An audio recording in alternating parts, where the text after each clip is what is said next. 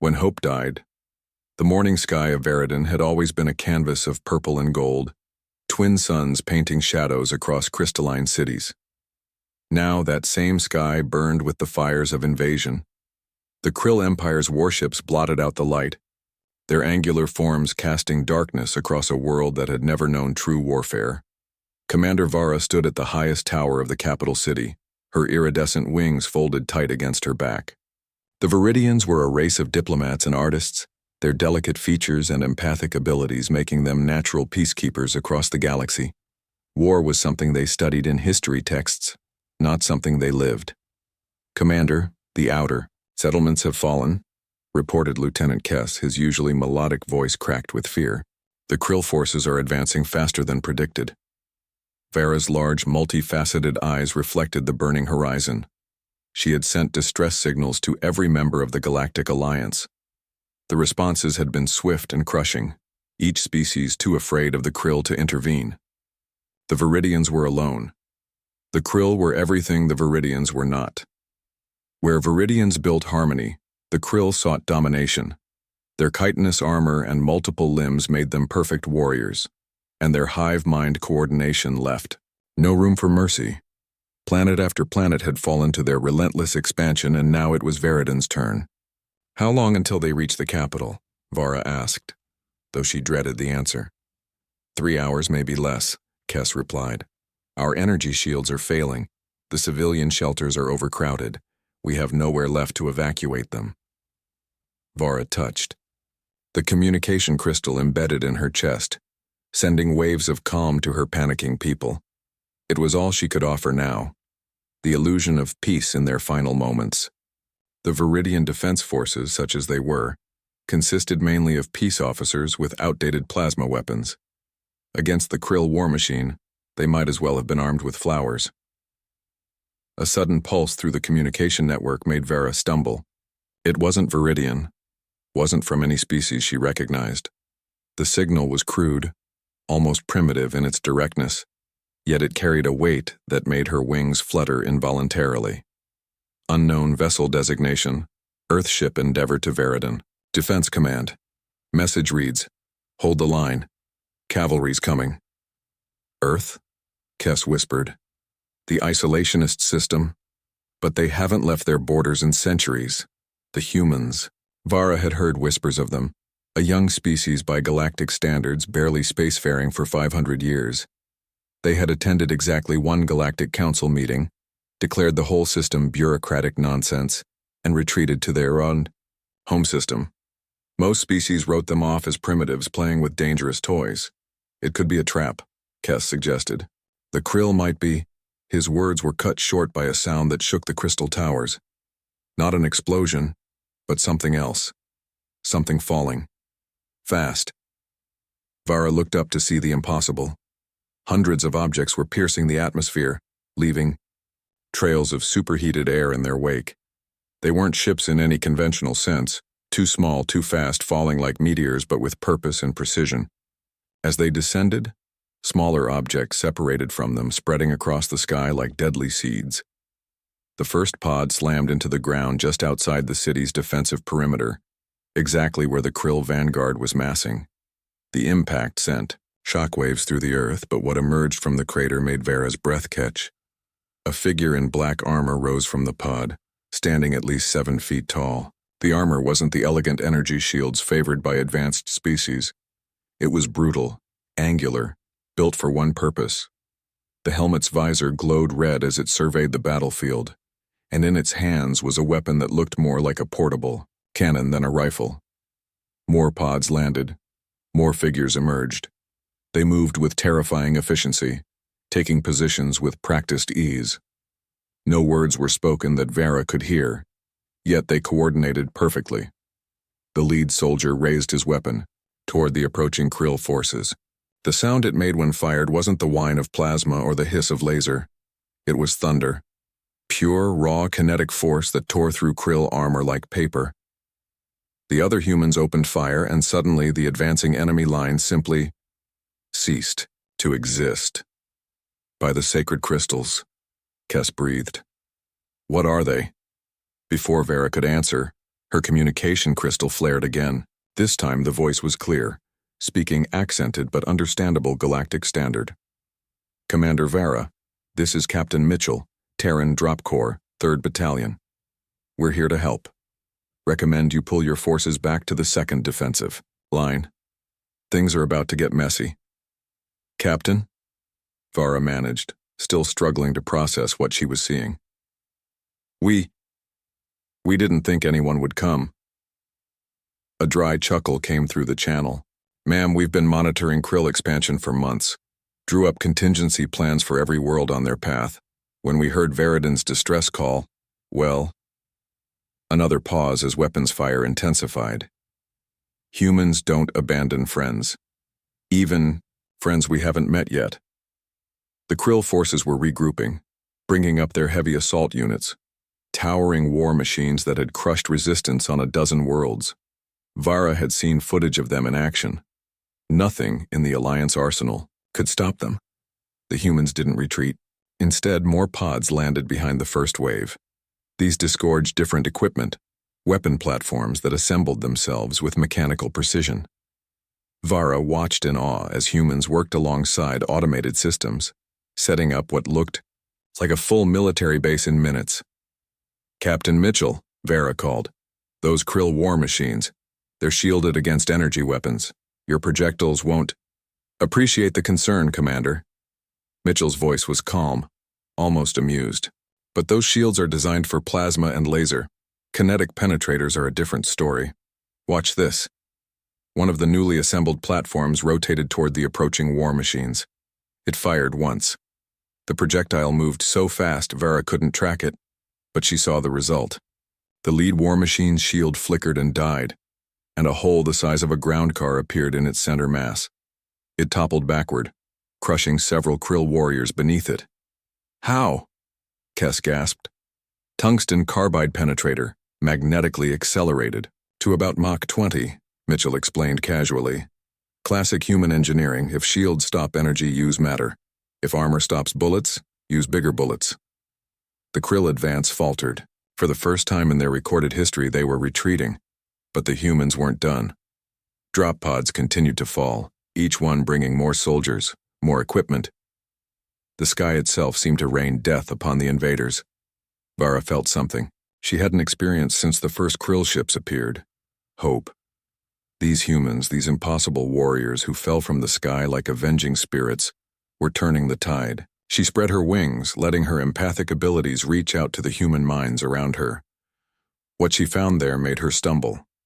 Where she expected to find bloodlust or battle rage, she found something else. Determination. Duty. And underneath it all, a fierce protectiveness that reminded her of a parent defending their young. Commander Vara, Mitchell's voice brought her back. We've got more drops incoming, full battalion strength. But we need intel on krill positions in the city. Can your people help with that? Yes, Vara said, her voice stronger now. Yes, we can. Kess, connect our surveillance network to the human systems. Give them everything we have. As her subordinate rushed to comply, Vara watched the battle unfold. The humans were outnumbered 50-1, using weapons that seemed primitive compared to krill technology. They shouldn't have stood a chance, but they were winning. A new wave of signals flooded her crystal, not from the humans, but from her own people. The fear she had sensed earlier was changing, transforming into something she had never felt from her peaceful species: defiance. Inspired by the human example, Viridian defense forces were emerging from their shelters, adding their weapons to the fight. Captain Mitchell, Vara called. My people are mobilizing. How can we best support you? Outstanding, Mitchell replied. We could use spotters for artillery. Your people's sensory abilities are legendary. Think they can paint targets? For us? With pleasure, Captain. As the battle raged on, Vara stood in her tower, coordinating between human forces and her own people. She watched as humans and Viridians, strangers an hour ago, worked together with growing efficiency. The krill, faced with resistance unlike anything they had encountered, began to pull back toward their landing zones. But the humans weren't finished. High above, Vera's sensors detected new signatures, massive ships dropping out of hyperspace. The hull markings were human, but the size was staggering. These weren't the small patrol vessels she had heard humans possessed. These were battleships, carriers, ships built for war on a scale that made even the Krill dreadnoughts look modest. "Commander," Captain Mitchell's voice carried a grim satisfaction. "Phase 1 complete. The ground is secure. Phase 2 is about to begin. You might want to warn your people to expect some fireworks." As if on cue, beams of light lanced down from orbit. Not the precise surgical strikes of advanced races, but raw power that turned Krill positions into glass. The human fleet had arrived, and with it came the full might of a species that the galaxy had gravely underestimated. Thunder from above. The human fleet hung in Veridan's orbit like steel thunderclouds, their angular hulls a stark contrast to the organic curves of Krill vessels. Captain Sarah Chen stood on the bridge of the TCS Resolute, watching tactical displays paint the void in reds and blues. The Krill were regrouping, pulling their scattered forces back to their main fleet. "Status report," she commanded, her voice cutting through the bridge chatter. "Ground forces have secured primary objectives," Lieutenant Commander Torres reported. "Captain Mitchell's battalion has linked up with Viridian defenders. Casualties minimal. The Krill are pulling back to establish a perimeter around their landing ships." Chen nodded, studying the enemy formation. The Krill operated like a hive mind, but that was also their weakness. Disrupt their coordination, and they became vulnerable. Signal the Thunderstrike and Vengeance. Begin Phase 2. Target their command nodes. The human ships moved with purpose, not the graceful gliding of energy-based vessels, but the deliberate advance of predators. Where other species had pursued efficiency and elegance in their ship designs, humans had asked a different question. What kills things most effectively? Below on Veridan's surface, Captain Mitchell watched the sky light up as human ships engaged the Krill fleet. He stood in the improvised command post, Viridian and human personnel working side by side. Commander Vara had proven remarkably adaptable, her empathic abilities helping smooth communication between species. "Incoming transmission from the Krill," Sergeant Davis announced. They're requesting terms." Mitchell almost laughed. "Terms? After what they've done to 17 worlds? Put them through." The hologram that materialized showed a Krill overlord, its compound eyes reflecting multiple angles of the command deck. Its chittering voice was translated through the universal comm system. "Human forces, this is Overlord Zektar. We propose cessation of hostilities. Veridan can be shared." Mitchell looked at Vera, seeing the disgust in her large eyes. He turned back to the hologram. "Here are our terms. Unconditional withdrawal from Veridan space. Full retreat to your original borders. Any Krill ship still in this system in 1 hour gets turned into scrap." "You dare," Zektar began, but Mitchell cut the transmission. "They'll attack again," Vera said softly. "It's not in their nature to retreat." "No, it's not," Mitchell agreed, "which is why we're not giving them a choice. Davis, signal all units. Prepare for coordinated assault." The Viridian communication network buzzed with activity. What had started as a desperate last stand had transformed into something else. Viridian scouts, using their natural flight abilities and enhanced senses, fed targeting data to human artillery. Their energy weapons, while less effective against Krill shields, proved excellent at disrupting enemy communications. Private Jennifer Park manned one of the human railgun emplacements, her targeting system linked to Viridian spotters. A young, Viridian named Tilk hovered nearby, his iridescent wings catching the light from explosions. "Target bearing 273, Tilk reported, his musical voice steady despite the chaos. "Krill armor column, attempting to flank." Park swiveled the massive gun, the electromagnetic coils humming with power. "I see them. Firing." The tungsten rod left the barrel at hypersonic speed, the shockwave flattening vegetation for meters around. 2 seconds later, the lead Krill tank ceased to exist, its remains scattered across the battlefield.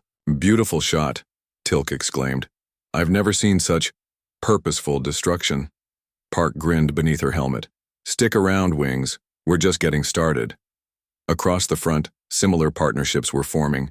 Humans brought firepower and tactical expertise. Viridians brought reconnaissance and their natural understanding of the planet's terrain.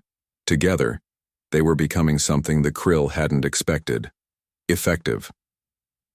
In orbit, the battle took on a different character. Krill ships were marvels of bioengineering, their organic hulls self-repairing, their weapons powered by living energy cores. Human ships were industrial nightmares, armored in layers of composite materials, bristling with weapons that had one design philosophy: overwhelming force. Captain Chen watched as the Vengeance opened fire with its main guns. Magnetic accelerators the length of city blocks fired projectiles the size of ground cars. Krill shields, designed to dissipate energy weapons, crumpled under the kinetic assault. One Krill cruiser took 3 hits and simply came apart, its bioorganic structure unable to cope with that level of trauma. "Ma'am, the Krill are attempting to reform their line," Torres reported. "They're pulling their dreadnoughts forward." Chen smiled coldly. "Perfect. Signal all missile frigates. Time for the swarm." 12 human frigates, small by capital ship standards, suddenly became the most dangerous things in space. Missile pods opened along their hulls, and thousands of guided projectiles streaked toward the Krill formation. Not energy weapons that could be absorbed or deflected, but simple, brutal kinetic warheads. The Krill point defense systems, designed for the predictable patterns of energy weapons, couldn't track the chaotic swarm. Explosions blossomed across their formation as human missiles found their marks. The mighty dreadnoughts, terror of the galaxy, began to list and burn. On the ground, Mitchell received updates from orbit with grim satisfaction. The Krill ground forces, realizing their fleet was losing, launched one final, desperate assault. Waves of warriors, supported by their remaining war machines, charged human positions. "All units, danger close," Mitchell commanded. "Break out the special packages." Corporal Amanda White pulled a device from her pack that looked decidedly low-tech compared to the energy weapons favored by most galactic species. "Fire in the hole!" she yelled, lobbing the device into the advancing Krill. The explosion shook the ground. Where dozens of Krill warriors had been charging, now there was only a crater. Similar explosions rippled across the line as humans deployed, weapons that violated several galactic conventions on civilized warfare. What was that?" asked Kess, who had joined Mitchell at the command post. "Thermobaric grenade," Mitchell explained. "Fuel-air explosive, creates a pressure wave that, well, you saw." The Viridian officer looked disturbed. "Such weapons they're banned by the Galactic Council." Mitchell's expression hardened. "The Council wasn't here when the Krill were slaughtering civilians. War isn't civilized, Commander. It's survival." The Krill assault wavered, then broke entirely. For the first time in their recorded history, the hive-minded warriors routed. They fled back toward their landing ships, abandoning weapons and wounded, but the humans weren't done. Artillery batteries that had been silent suddenly opened fire. Not at the fleeing Krill, but at their escape routes. Landing ships exploded on their pads. The ground between the Krill and safety became a killing field of preset explosives and overlapping fire zones. "They're trapped," Vara observed, her empathic senses recoiling from the desperation she felt from the Krill. "Yes," Mitchell said simply. "They are." What followed wasn't a battle. It was destruction.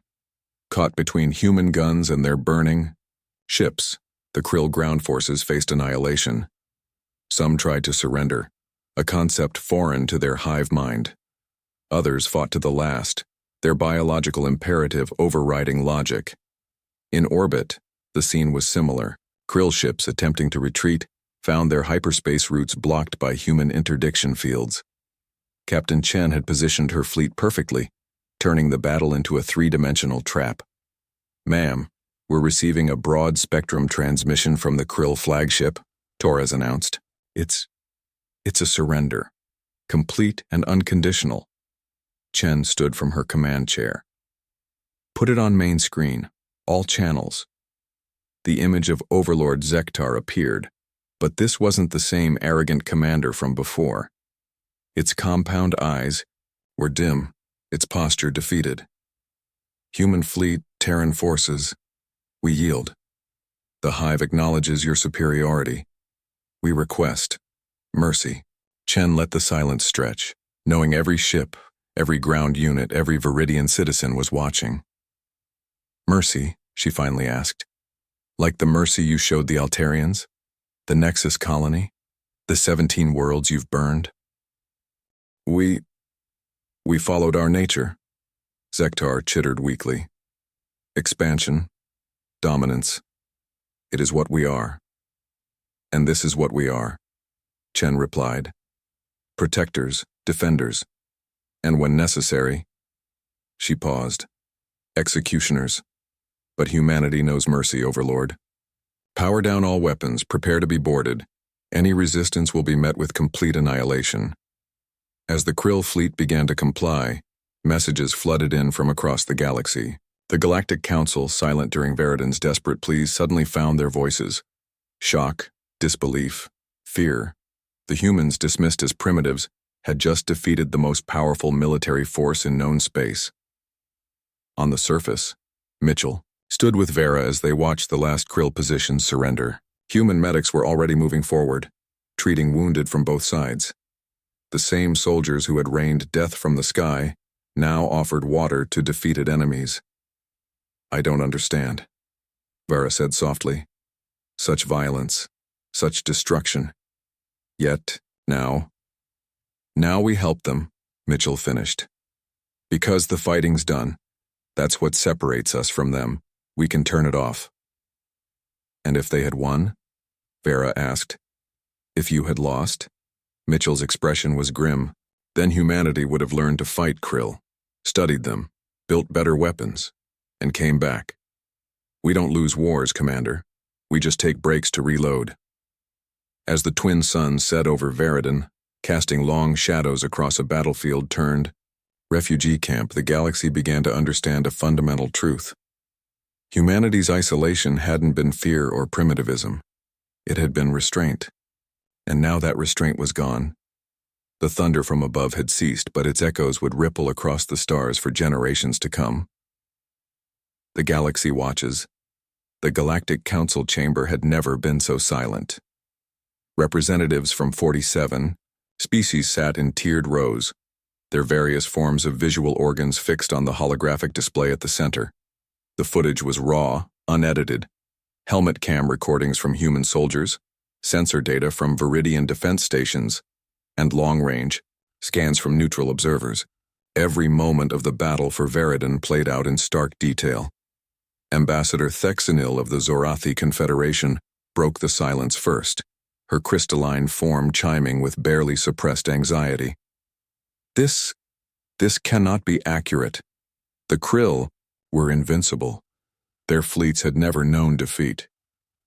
The evidence is irrefutable, countered Elder Mokatu of the Cedian Republic, his gray skin flushing darker with concern. The humans didn't just defeat the Krill, they annihilated them, in less than 6 standard hours. The display shifted to show the aftermath. Human ships maintaining blockade positions around surrendered Krill vessels. Ground forces establishing refugee camps for displaced Viridians. Medical teams treating wounded from all sides. The contrast between the violence of the battle and the organized humanitarian response was jarring. High Counselor Yaveth, an ancient being whose species had founded the Galactic Council millennia ago, finally spoke. We must discuss the implications. Humanity has been largely absent from galactic affairs. Now they demonstrate military capability that exceeds our most advanced projections. The question becomes, what do they want? Perhaps, a new voice interjected from the chamber entrance. You should ask us directly. All eyes turned to see a human delegation entering the chamber. 3 figures in formal diplomatic attire, led by a woman whose gray-streaked hair and sharp eyes marked her as someone accustomed to authority. Admiral Rebecca Thompson, Earth's newly appointed ambassador to the Galactic Council. The human delegation was not scheduled to address this assembly, Yaveth stated carefully. Thompson smiled. No, we weren't. But given that you're discussing us, it seemed appropriate to join the conversation. May we? Without waiting for permission, the humans took their seats at the previously empty Earth designation. The symbolism wasn't lost on anyone. Humanity was claiming its place at the table. The council demands an explanation, began the Krathi hierarch, his feathers ruffling in agitation. Your actions at Veridon saved a peaceful species from extinction, Thompson interrupted calmly. Something this council failed to do despite mutual defense treaties. The Krill Empire was too powerful, Yaveth defended. Direct military intervention would have resulted in catastrophic losses. For you, perhaps, Thompson agreed. Not for us. The chamber erupted in multiple conversations, translated into a dozen languages. Thompson waited for the noise to subside before continuing. Let me be clear about humanity's position. We've spent the last 5 centuries watching this galaxy, observing your politics, your wars, your treaties that aren't worth the data crystals they're stored on. We've seen peaceful species abandoned. We've watched aggressors rewarded with appeasement. And we've prepared. She gestured to the hologram. Veridon was a test, not of our weapons or tactics. We knew those would work. A test of whether this council, this supposed alliance of civilized species, would honor its commitments. You failed. We didn't. You speak of tests and preparations, the Altarian delegate interjected, his voice trembling. As if you've been planning for war. We've been planning for reality, Thompson corrected. Every species here achieved spaceflight through different paths, some through scientific curiosity, others through commercial expansion. Humanity? She paused. We reached for the stars because we'd filled our own world with graves. War isn't something we choose. It's something we've mastered by necessity. The display changed at her gesture, showing Earth's history, world wars, nuclear exchanges, the near-extinction events that had shaped human culture. Then the recovery, the unification, the explosive expansion into space driven by a species that knew how close they'd come to ending themselves. We isolated ourselves not from fear or primitive ignorance, but from wisdom. We knew what we were, what we could become if pushed. So we stayed within our borders, traded quietly, and watched. But we also built, prepared, because we knew someday someone like the Krill would threaten something we cared about. And Veridon mattered to you? Counselor Setak asked. A world you'd never visited? A species you'd never met? For the first time, Thompson's professional demeanor cracked slightly. Have you ever watched a bully torment someone weaker? Watched others stand by and do nothing? Humans have a word for that feeling. Rage. Veridon mattered because they needed help and no one else would give it. On Veridon itself, the transformation was remarkable. Human engineers worked alongside Viridian craftsmen, rebuilding cities with improved defenses. The technological exchange flowed both ways. Humans learned Viridian crystal harmonics while Viridians studied human kinetic weapons. Captain Mitchell, now serving as military liaison, stood with Commander Vera in the rebuilt capital. The crystal spires rose again, but now they were reinforced with human composite materials. Beauty merged with practicality. Your people learn quickly, Mitchell observed, watching Viridian soldiers training with human weapons. Vera's wings fluttered in what he'd learned was amusement. As do yours. I saw Sergeant Davis meditating with our mind healers yesterday. He's developing quite an impressive empathic sense. We adapt, Mitchell agreed. It's what we do. Learn from everyone. Prepare for everything. A communication from orbit interrupted them. Captain Chen's image appeared on Mitchell's tactical display. Captain, you need to see this. We're detecting multiple hyperspace signatures incoming. Not Krill. Who then? Everyone. Delegations from dozens species. They all want to talk to us. Mitchell and Vera exchanged looks. The galaxy had taken notice. In the following days, Veridon became the unofficial embassy for humanity's re-emergence on the galactic stage. Species that had ignored human existence for centuries suddenly found urgent reasons to establish relations. The Zorathi offered trade agreements. The Cedians proposed scientific exchanges. Even the isolationist Nexari sent representatives, but it was the Krill delegation that surprised everyone. Overlord Zektar, now stripped of military command but serving as diplomatic envoy, arrived under heavy guard. The meeting took place in the same command center where humanity had coordinated Viridian's defense. Why? Zektar asked simply.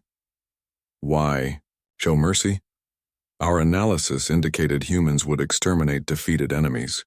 Admiral Thompson, who had arrived to oversee the negotiations, studied the alien. Because extermination is easy, any species can destroy. Building something better, that's hard. The Krill have a choice. Remain conquerors and face extinction. Or evolve. Become something more. The hive does not change, Zektar responded, but there was uncertainty in its compound eyes. Then the hive dies, Thompson said bluntly. But individual Krill? They might surprise you. Humans did. We went from nearly destroying ourselves to standing here.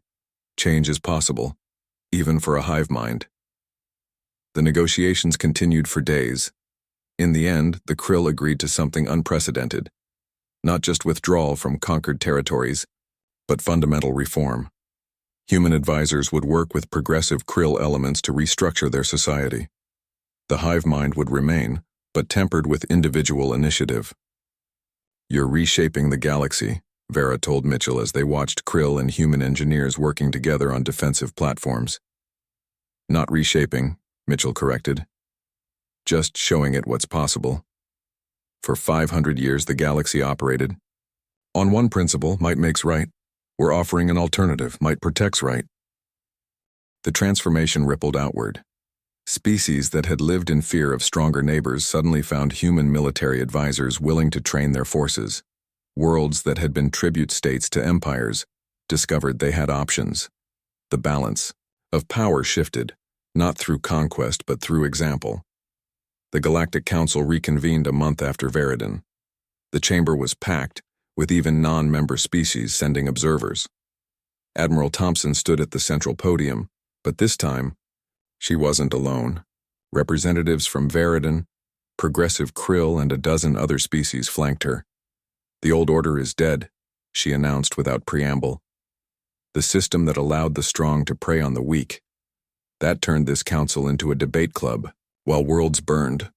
Humanity offers a new paradigm, she gestured to her companions. Mutual defense, real mutual defense. Attack one member, face all members. Not words on a treaty, action. Immediate, decisive, overwhelming. And if species refuse this new order? High Counselor Yaveth asked. Thompson's smile was cold. Then, they face the old order. But now the weak have teeth, human teeth. The vote was overwhelming. Species after species endorsed the new alliance structure. Those that didn't found themselves increasingly isolated, their traditional victims now backed by human military guarantees. Captain Chen, promoted to Rear Admiral for her actions at Viridian, established the first combined fleet. Human ships served. Alongside Viridian scouts, reformed Krill warriors, and volunteers from a dozen species. The galaxy's first truly integrated military force. On Earth, the response was mixed. Centuries of isolation hadn't prepared humanity for sudden galactic prominence. But the images from Viridian, grateful civilians, children playing in rebuilt streets, former enemies working as allies, won hearts and minds. We're not conquerors, President Martinez addressed the Earth Assembly. We're guardians. For too long, humanity looked inward, afraid of what we might become. But Viridian showed us who we really are. We're the species that drops from the sky to save strangers. That's our destiny among the stars. The galaxy would never be the same. In academies across known space, military doctrine was rewritten. Energy, weapons gave way to kinetic systems. Elegant battle plans were replaced with human concepts like shock and awe and overwhelming firepower. But more than tactics changed. The fundamental assumption that had governed galactic politics, that intervention was too costly, that it was better to appease aggressors than confront them, died at Viridian. In its place grew something new. Hope. On a space station overlooking the galactic core, Representatives from 60 species gathered for the signing ceremony. The Terran-Veridan Accords, they called it. Mutual defense, shared technology, coordinated response to aggression. The birth of an alliance that would reshape the galaxy. Admiral Thompson stood with Commander Vara as they watched delegates sign the historic document. "Think it will work?" Vara asked. Thompson nodded slowly. "It has to. Because we've shown the galaxy what happens when it doesn't. When the peaceful are abandoned. When the strong prey on the weak. Veridan was almost a tragedy. Instead, it became a turning point, and humanity, we're what we've always been. Protectors, warriors, builders, destroyers. But now the galaxy knows it too, and they know the most important truth." "Which is?" Thompson smiled. "When darkness falls and hope seems lost, sometimes salvation comes, from the most unexpected places. Sometimes it falls from the sky." As the ceremony concluded and species mingled in unprecedented cooperation, a young Viridian child approached a human Marine. In broken but determined Terran standard, she spoke words that would echo through history. "Thank you for falling from the sky." The Marine knelt to her level, removing his helmet to show a scarred but kindly face. "Anytime, little wing. Anytime." Above them, visible through the station's transparent dome, human and allied ships patrolled together. Guardians of a new order. Protectors of a galaxy that had learned a simple truth. Sometimes the most primitive solutions are the most effective. Sometimes mercy comes armored in metal and fury. And sometimes when you brace for death, salvation falls from the sky. The galaxy watched, and for the first time in millennia, it hoped.